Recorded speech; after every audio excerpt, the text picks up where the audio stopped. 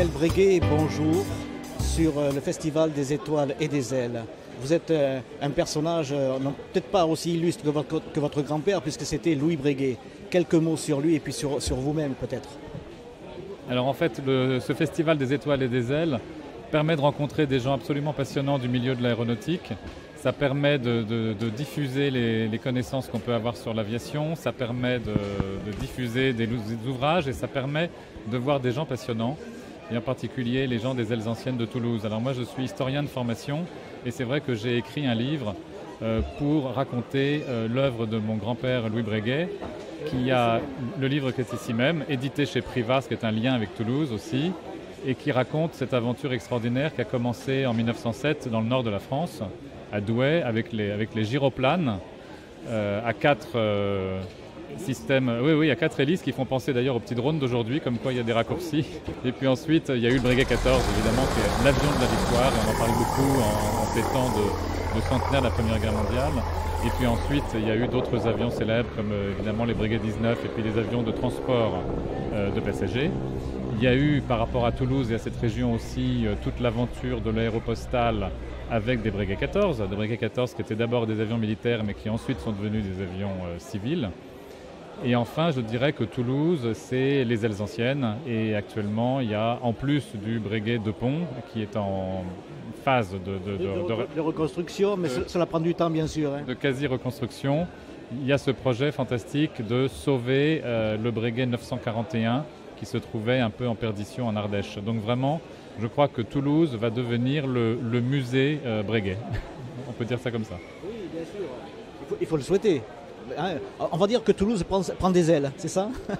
et Toulouse vraiment se manifeste comme la capitale de l'aviation. Et vraiment, encore une fois, je voyage pas mal, mais c'est à Toulouse, on sent que l'aviation anime les gens, au sens de la vie qui se dégage. Et il y a une vraie fidélité à l'histoire de l'aviation, en même temps qu'une projection vers l'avenir, parce qu'évidemment, il n'y a aucune nostalgie à avoir. Il y a juste à respecter ce patrimoine que nous ont légué nos grands anciens. Et à Toulouse, on n'est pas du tout dans la nostalgie, on est simplement dans la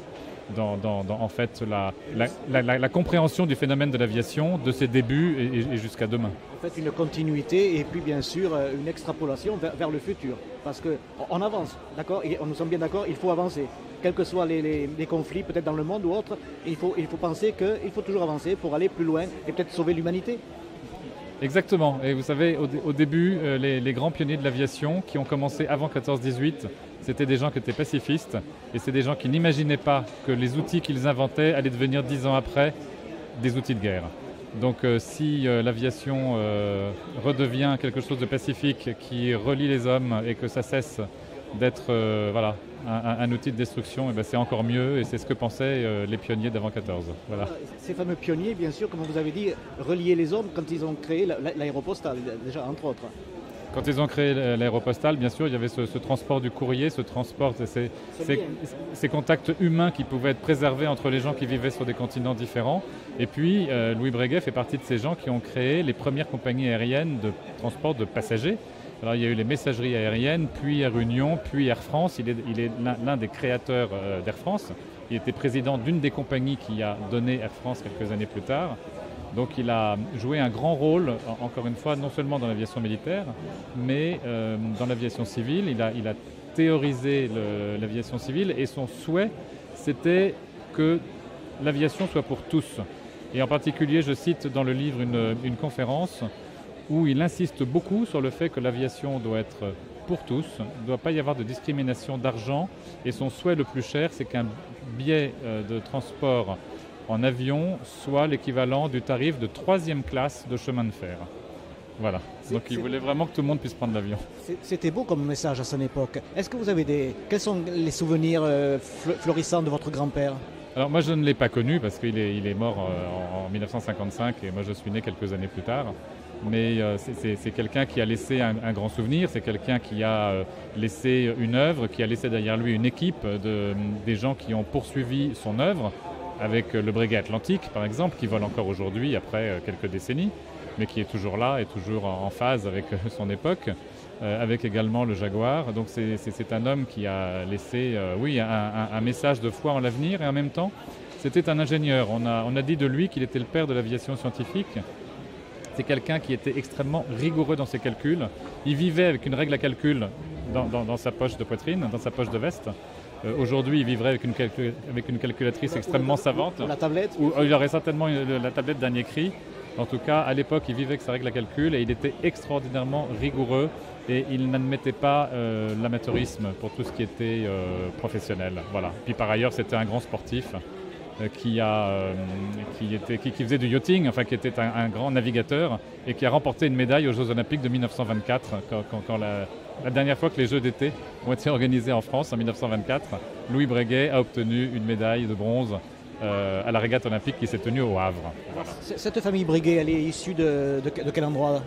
Alors la famille Breguet, elle est origine de Suisse à l'origine, et l'origine des Breguet, c'est un jeune homme suisse, enfin de Neuchâtel, qui est venu s'installer à Paris avant la Révolution française et qui est devenu horloger et qui est devenu un des plus grands horlogers de tous les temps et qui a créé les montres Breguet qui existent toujours aujourd'hui.